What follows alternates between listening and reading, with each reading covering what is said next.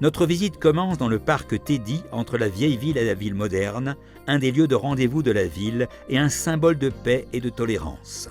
Le cadran solaire, objet d'art fonctionnel, est une des nombreuses surprises du parc. Un autre lieu d'intérêt est un bâtiment du début du XXe siècle qui a été préservé.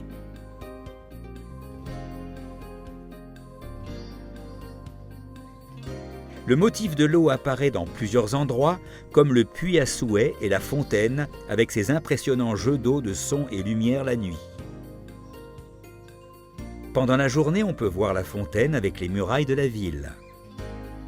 Dans l'Office du tourisme est diffusé un film sur l'histoire de Jérusalem sous la gouvernance de Teddy Kollek.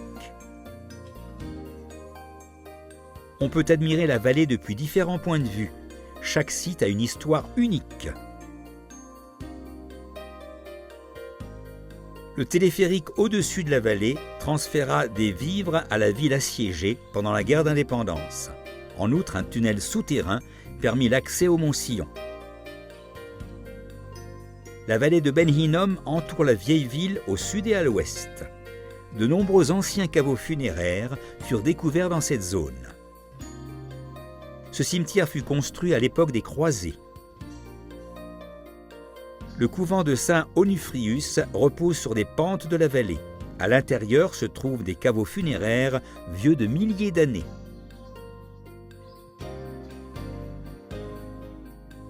La visite s'achève dans le bassin de Silouane. Les escaliers mènent aux vestiges d'un grand bassin qu'utilisaient les pèlerins à l'époque du Second Temple.